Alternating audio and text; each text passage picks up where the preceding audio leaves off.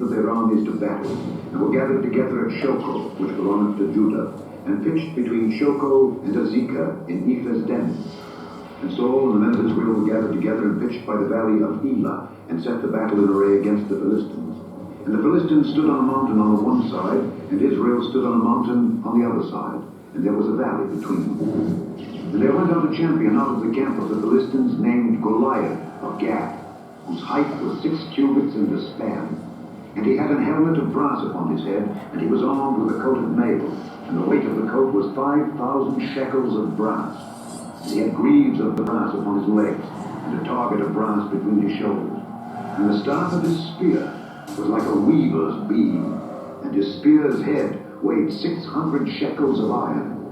And one bearing a shield went before him. And he stood and cried unto the armies of Israel, and said unto them, Why are ye come out to set your battle in array?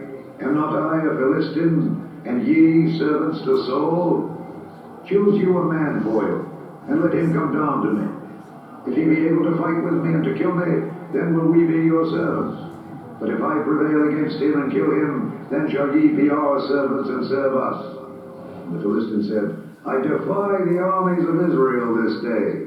Give me a man that we may fight together. When Saul and all Israel heard those words of the Philistine, they were dismayed and greatly afraid. Now David was the son of that Ephrathite of Bethlehem, Judah, whose name was Jesse, and he had 8 sons.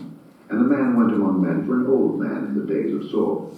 And the 3 eldest sons of Jesse went and followed Saul to the battle. And the names of his 3 sons that went to the battle were Eliab, the firstborn, and next unto him Abinadab, and the third Shammah.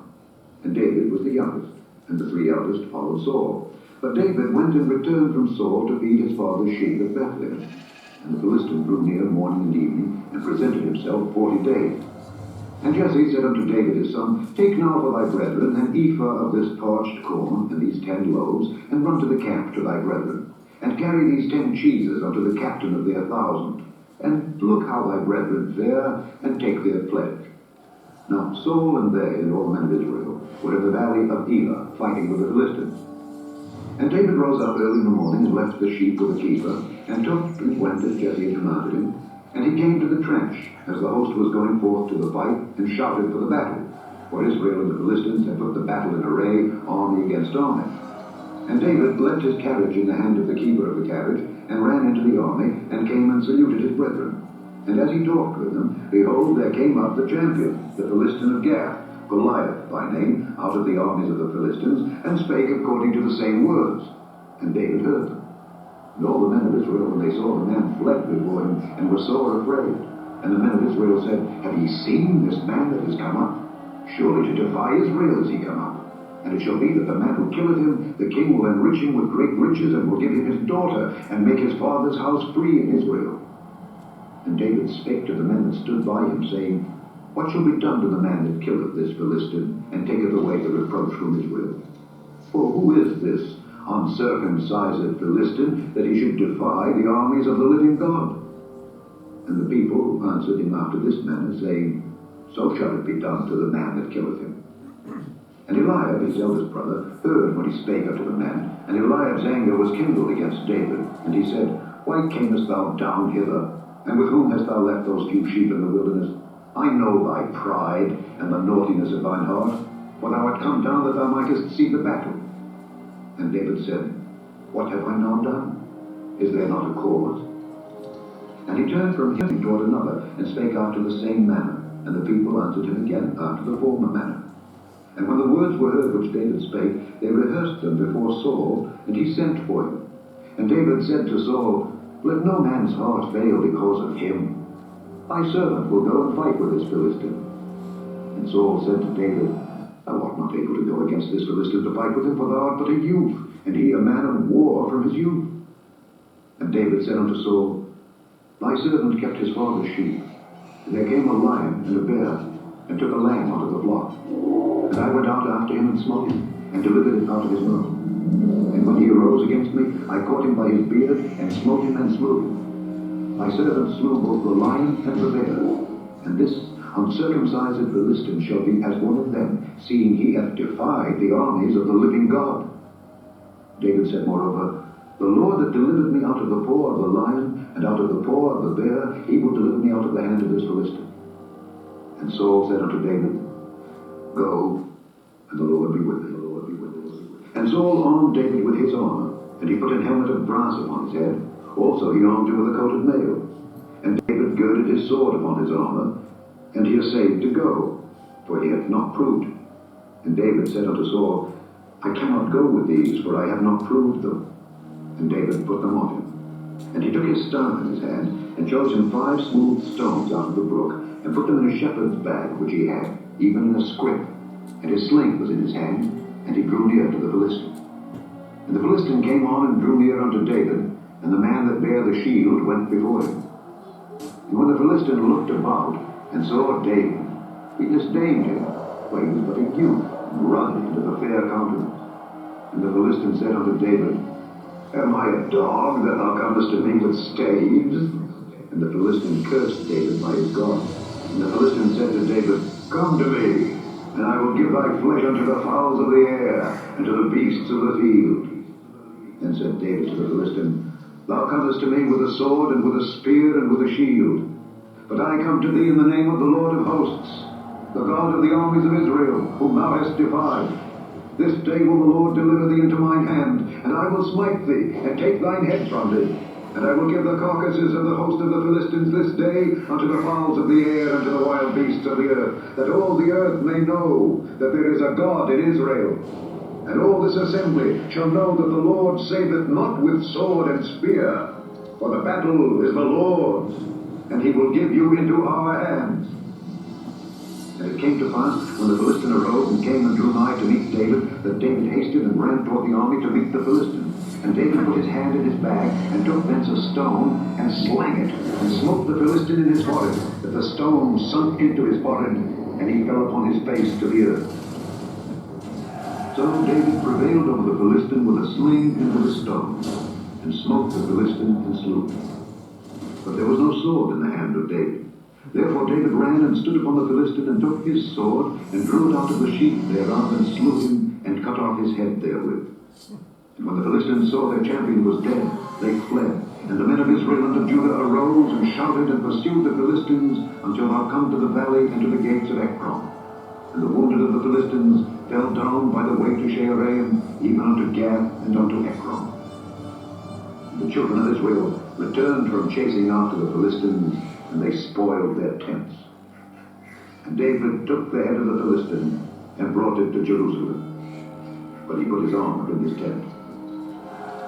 And when Saul saw David go forth against the Philistine, he said unto Abner, the captain of the host, Abner, whose son is this youth? And Abner said, As thy soul liveth, O king, I cannot tell. And the king said, Inquire thou whose son the stripling is. And as David returned from the slaughter of the Philistine, Abner took him, and brought him before Saul with the head of the Philistine in his hand. And Saul said to him, Whose son art thou, thou young man? And David answered, I am the son of thy servant Jesse the Bethlehemite.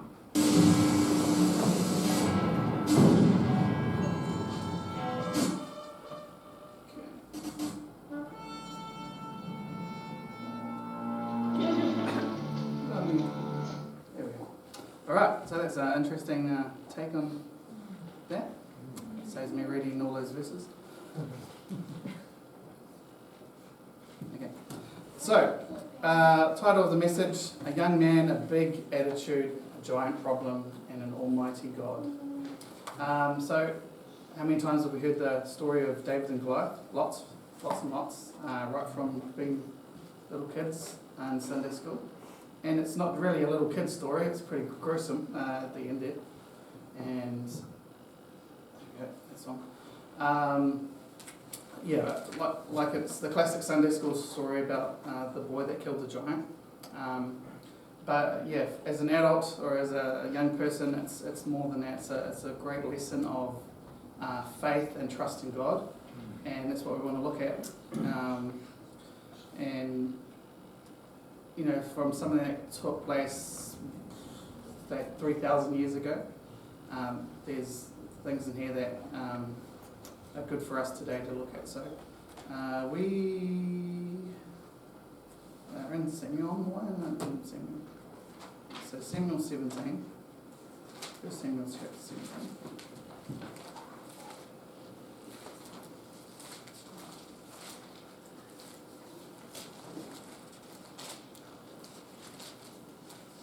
So the history with Israel and the Philistines, at this point in time, they're the greatest enemy of Israel. They've already had a number of battles, and you would have remembered that the Philistines took the Ark of God, and then God punished them, obviously, and Israel got that back. God cursed them, and they were dying and stuff, and Israel was able to take it back. Then they had a few more skirmishes while under the judges, and then Samson did battle with them as well. And then we have Saul as the king, and they've had a few more fights, and we're up to this fight here in chapter 17, but there was another fight with them back in chapter 14 as well. Samuel 14. So, here we are with another battle. Now Goliath, this guy's a beast of a man. Verse 4 says, and there went out a champion out of the camp of the Philistines named Goliath of Gath, whose height was 6 cubits and a span. A cubit was measured as the forearm, tip of the fingertips to the forearm, is kind of the rough idea of the measurement of a cubit. About 52 centimetres if you work in centimetres, or 20 inches. Others might say it was only 16 inches, but regardless, that made Goliath pretty massive. And metric terms, that's 3 metres. So to give you an idea of scale, I'll stand because I'm a tall person, but the ceiling, the apex of the ceiling is 3 metres high. That's pretty humongous, right? And I don't know, if you stand next to a 7-foot person, you feel pretty small. Stand next to Croydon, I don't know how tall he is, but he makes me feel like a little David.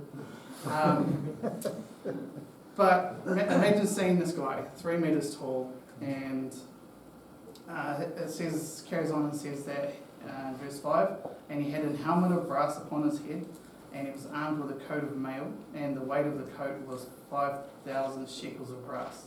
And he had greaves of brass upon his legs, and a target of brass between his shoulders. And the staff of his spear was like a weaver's beam. And his spear head weighed 600 shekels of iron, and one bearing a shield went before him. So, I mean, these are huge amounts of weight to carry as well. So his full body armour, head to toe, covered in brass. They estimate that his coat of mail weighed over 50 kgs. Okay, so that's just one piece of the armour that he's wearing. And the head of his spear was about 7 kgs. I can't even imagine he's holding on to that. Should have brought some weights to pass around, maybe, to give you an idea. But he was so huge and so strong, covered in armour, and he was standing there yelling across the valley, challenging the armies of Israel.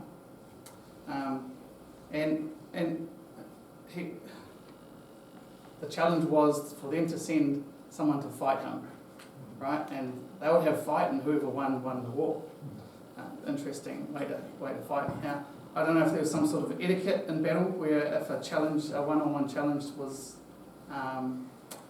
put out, that you had to meet it.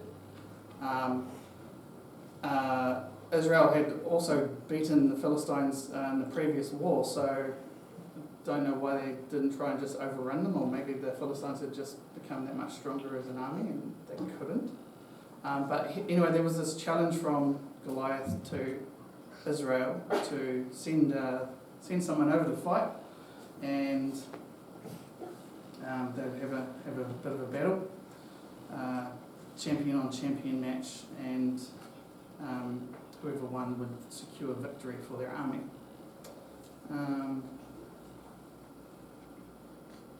Verse 11 says, when Saul and all Israel heard those words of the Philistine, they were dismayed and greatly afraid. It's pretty sad spiritual condition everyone's in at this point in time as well. This verse kind of sums up the state of Saul and Israel. Saul had been disobedient to God, and God had already rejected him. If you want to turn over to chapter 15, verse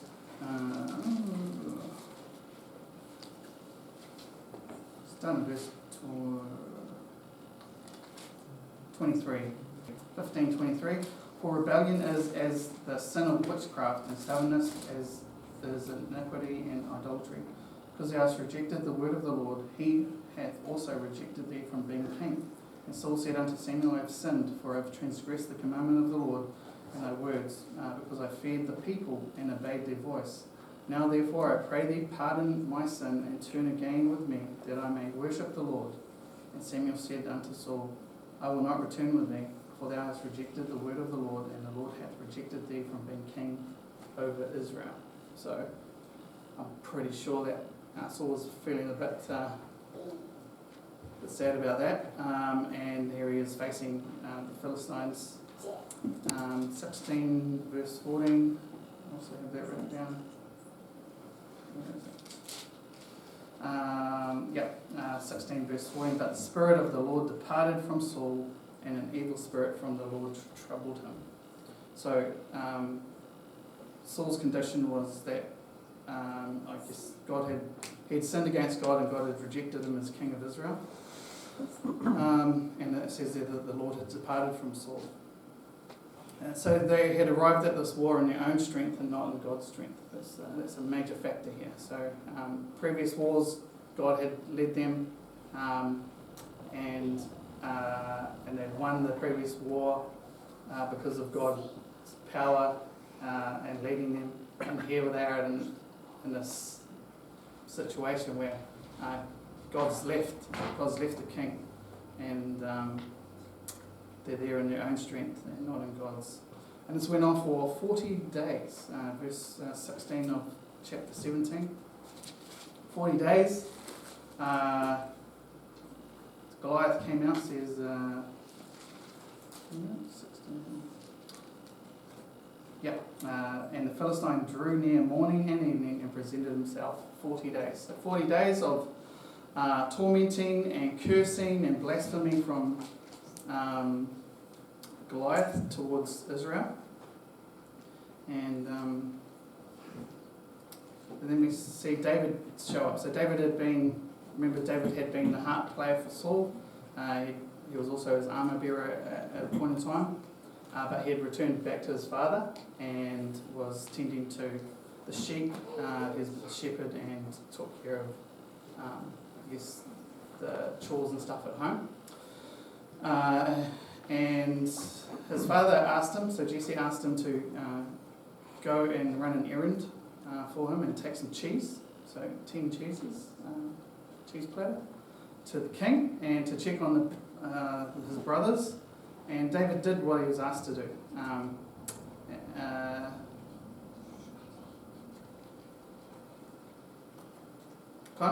It's actually the task that a servant would have done, not really something you'd send your son off to do, because there would have been servants in the household, and it could have been something that a messenger's just been to take the cheese, go get an update for me. My boy's still alive, I guess, or they're doing it right, and bring me the message back. But Jesse had tasked David with this lowly thing to do. And you also know that Jesse was the one that told David to go, not David asking to go out of curiosity. And that was his brother accused him of coming to be nosy, but it wasn't the case. It was his dad that told him to go. And we also notice that David rose up early in the morning. He did all his usual chores that he had to get done, and then he left to go to the battlefield.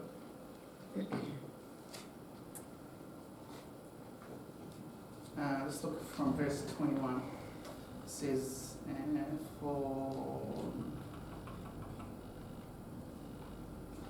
For Israel and the Philistines had put the battle in array, army against army, and David left his carriage in the hand of the keeper of the carriage, and ran into the army, and came and saluted his brethren. And as he talked with them, behold, there came up the champion, the Philistine of Gath, Goliath by name, out of the armies of the Philistines, and spake according to the same words, and David heard them. And all the men of Israel, when they saw the man, fled from him, and were sore afraid. And the men of Israel said, Have ye seen this man that is come up? Surely to defy Israel he came up. And it shall be that the man who killeth him, the king will enrich him with great riches, and will give him his daughter, and make his father's house free in Israel. David spake to the men that stood by him, saying, What shall be done to the man that killeth this Philistine, and taketh away the reproach from Israel? For who is this uncircumcised Philistine, that he should defy the armies of the living God? And the people answered him after this manner, saying, So shall it be done to the man that killeth him. We'll carry on reading. And Eliab, his eldest brother, heard when he spake unto the men. And Eliab's anger was kindled against David, and he said, Why camest thou down hither? And with whom hast thou left those few sheep in the wilderness? I know thy pride and the naughtiness of thine heart, for thou art come down that thou mightest see the battle. And David says, What have I done? Is there not cause? So, so we see there that Eliab was giving David a grilling about what he thought he was being nosy, but wasn't the case. But interesting, so for 40 days, Israel have had this abuse hurled at them from this giant and from the Philistine armies, and they kind of got used to it.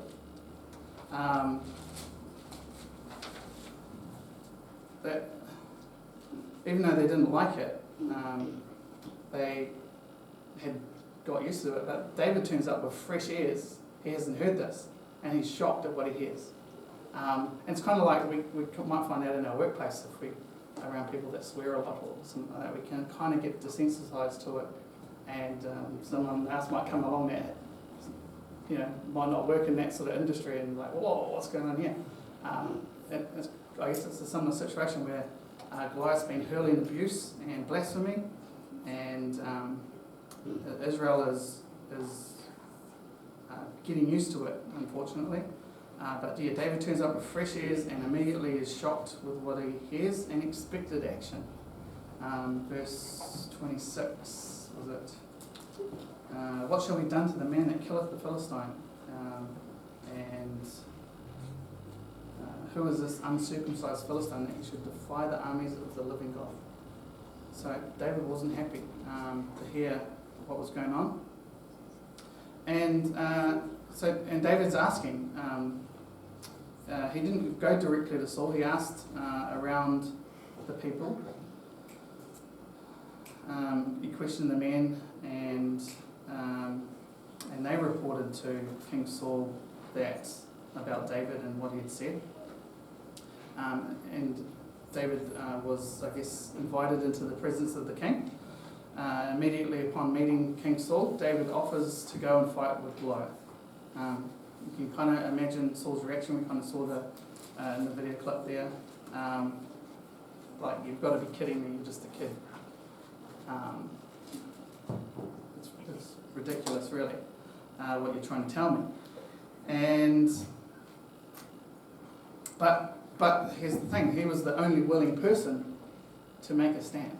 And if it wasn't going to be David, it had to be Saul. And Saul didn't want to give up his life. He knew he was going to die if he fought Goliath. So Saul, I guess, I don't know if there was any relief in the decision, because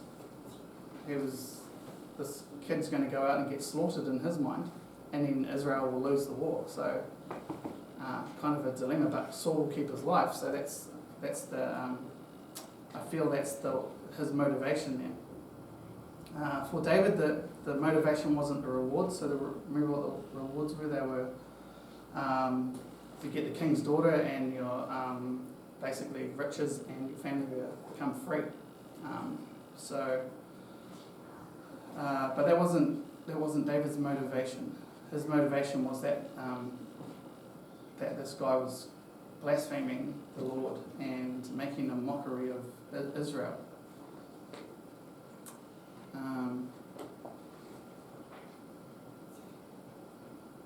And David recounts to Saul 2 occasions where God delivered David out of, I guess, similar situations. Once with a lion and once with a bear. And he didn't do this to prove that he was any sort of ninja or anything like that, just to show that, or to honour the Lord and override Saul's objection to him making the stand. Let's look at verse 34. Yeah, and David said unto Saul, thy servant kept his father's sheep, and there came a lion and a bear, and took a lamb out of the flock. And I went out after him, and smote him, and delivered it out of his mouth. And when he arose against me, I caught him by his beard, and smote him, and slew him. And the servant slew both the lion and the bear. And this uncircumcised Philistine shall be as one of them, seeing he hath defied the armies of the living God. David said moreover that the Lord delivered me out of the paw of the lion and out of the paw of the bear. He will deliver me out of the hand of this Philistine. And Saul said unto David, go, and the Lord be with thee. Pretty awesome speech, really, if you can imagine a young man standing in front of the king saying these powerful words. So David's answer to fear there was his faith in the Lord, that the Lord would take care of him, and he was just going to be used as a vessel for the Lord.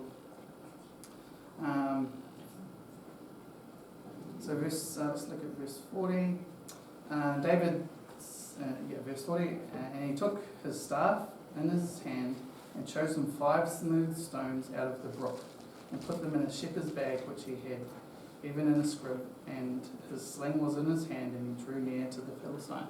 So he went down to the brook and picked up 5 smooth stones. Now, I'm going to show you a video soon of one of these slings in action. They're super powerful, and definitely you would be able to kill a person with it if you hit them in the head. But 5 smooth stones, so it's important to get similar sized rocks, stones, because that helps with your accuracy. So they all would have been similar size. But why 5? Why not 1? Why not 20? Like if I was getting a bag full, I would have got 20 because make sure I had enough to hit him. But maybe you only need 1. But I don't know, maybe it was just a bit of time to kneel down and pray and pick out a few rocks that were the right size.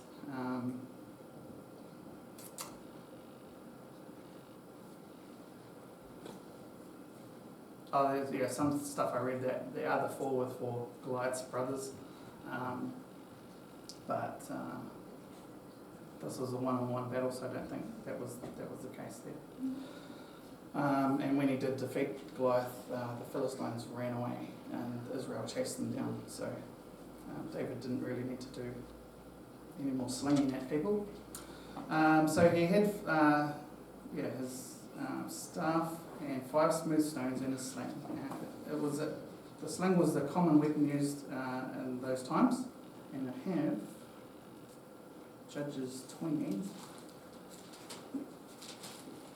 16. I didn't write it out, so.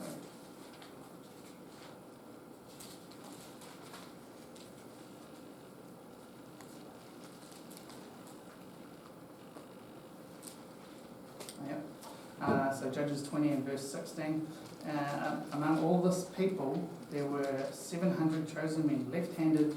Everyone could sling stones at an hairbreadth and not miss. So 700 men that could sling stones at a hairbreadth. So that's pretty accurate, right? Thickness of a hair. Pretty good target practice.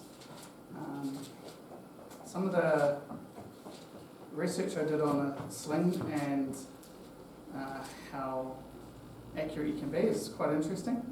One more chapter there. So it was a common weapon used. So I did a little research and watched a few documentaries on slinging a stone. Definitely could kill a person with it. And basically the sling has 3 parts. So it's 2 lengths of, I guess we'll call it rope, and one in the middle there's a little pocket to hold your your rock or your projectile. And one end of the rope's got a loop, so you loop it over your finger, and the other end of the rope's got a knot. So you hold that between your other fingers, and they usually do either underarm swing or a figure eight swing. And as you either target and have your hand at that point, you release the knot, and the projectile will carry on. Watch this video in a sec. In the documentary I watched, the neurologist said that a force of 3 kilonewtons on a person's forehead would be enough to cause shock through their brain to kill them. And when they tested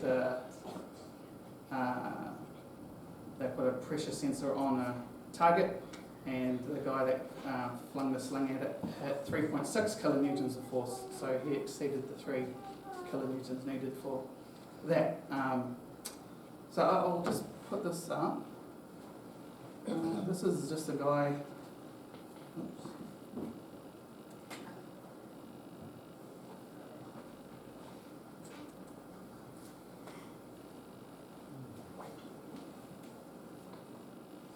I'll do this, okay.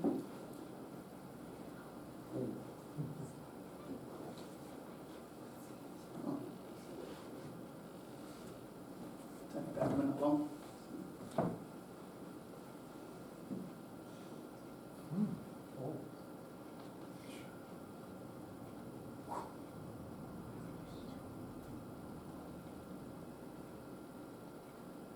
I didn't turn the sound on when I edited the video, but it makes like when you crack a whip, it makes that same sound.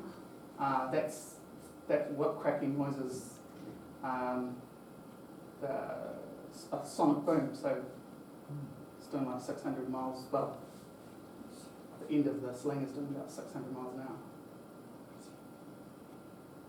The rock, they reckon, is doing about 250 miles per hour, so it's pretty fast. A few hundred kilometers, about 300 kilometers an hour, isn't it? So yeah, it's pretty accurate and deals to the concrete blocks pretty decently.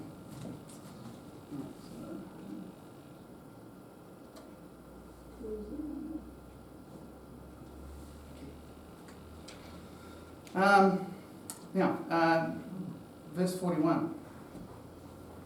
And the Philistine came on and drew near unto David, and the man that bare the shield went before him. And when the Philistine looked about and saw David, he disdained him, for he was but a youth, and ruddy, and of fair countenance. And the Philistine said unto David, Am I a dog that thou comest to me with staves? And the Philistine cursed David by his gods. And the Philistine said to David, Come to me, and I will give thy flesh unto the fowls of the air, and to the beasts of the field. So Goliath here sees David's just a boy, really, and made look like an ant to him, but he was angry, and he hurls abuse at David, and David gives him a pretty powerful answer back. So verse 45, Then said David to the Philistine, Thou comest to me with a sword, and with a spear, and with a shield, but I come to thee in the name of the Lord of hosts, of the God of the armies of Israel, whom thou hast defied. This day will the Lord deliver thee into my hand, and I will smite thee, and take thine head from thee, and I will give the carcass of the host of the Philistines this day unto the fowls of the air, and to the wild beasts of the earth, that all the earth may know that there is a God in Israel. Wow. So big words to Goliath. I'm pretty sure that would have just made him more angry. But pretty awesome testimony here of David giving God the glory and telling him that God is going to deliver him into David's hand, and that David's going to kill him. Nothing to do with David's own glory though, right? Nothing in there is about David. It's all putting the glory to God. And you see his faith in God and his total confidence in God. I don't know if there was a little bit of fear there. but nothing in that speech there shows it. And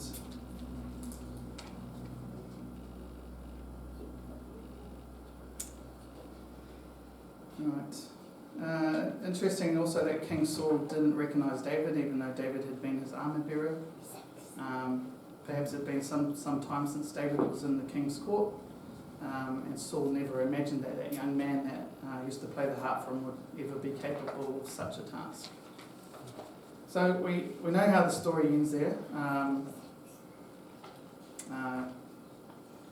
The Lord gives David the victory over Goliath, and not just that, it gives Israel the victory over the Philistine army, and it's a bit of a bloodbath.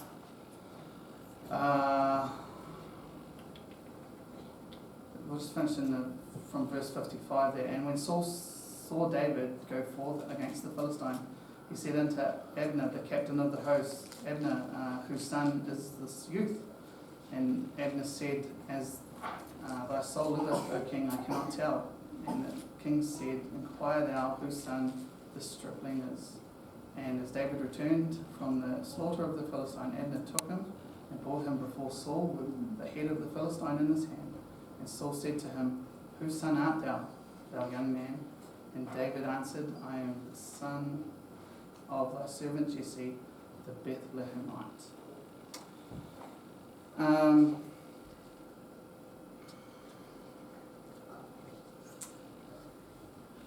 So there's a bunch of characters in this story that I've wanted to finish off looking at, and they all had different approaches to this. So firstly, King Saul, he had the honour of being the first king of Israel.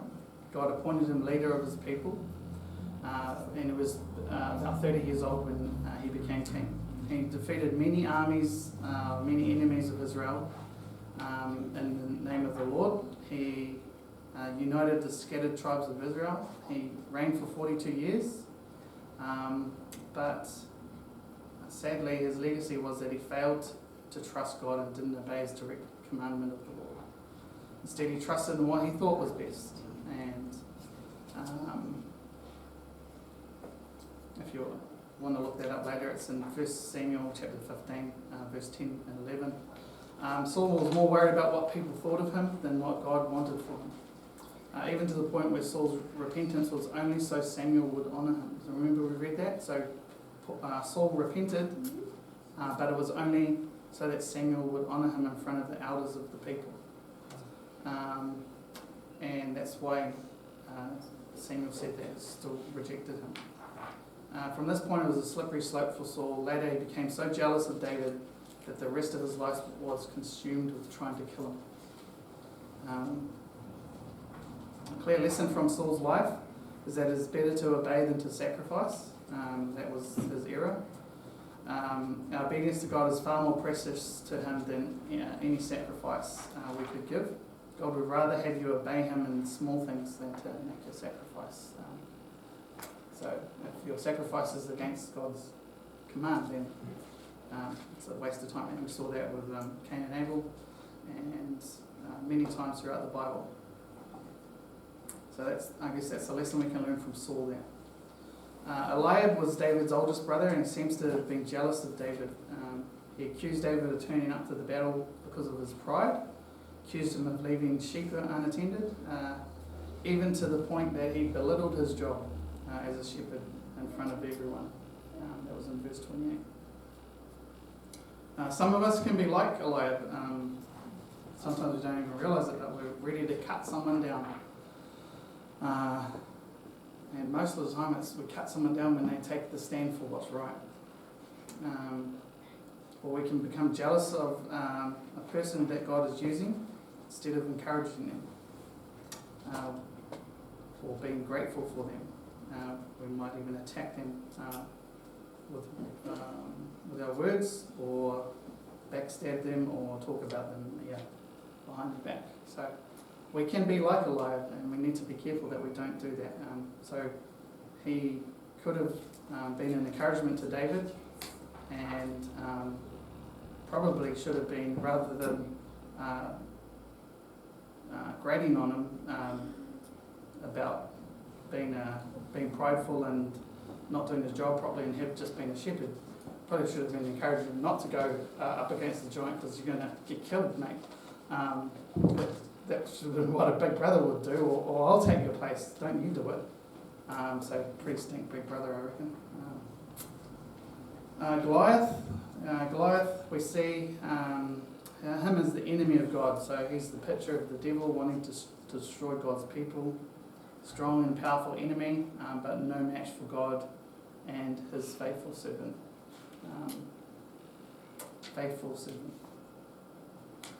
Goliath can also represent tribulations that come our way, even though they may seem huge and impossible to overcome. There's a favourite verse, I think, Jan. But with God, all things are possible, right? So yeah, Goliath is a picture of the devil, but also a picture of, I guess, tribulations that come our way. And yeah, even though they seem like giant problems, with God all things are possible. David, we'll finish with him. David was just a humble young man. His job was to tend his father's sheep. Pretty humble role, no glamour in that. David's answer to fear was faithfulness. He put humility before honour. David had confidence because of the trials that he had already gone through. So, although he had this lowly job of tending sheep, he went through some big trials, right? So, lions and bears, and I guess many nights alone in the dark, looking after sheep. And this is all preparation for him, I guess, for this point in time, and in future preparation for being king of Israel. But he had confidence because of the trials that God had already led him through, and this was just preparation for that battle. David was a faithful servant to God. The Bible refers to him in Acts 13. Over there, Acts 13:22.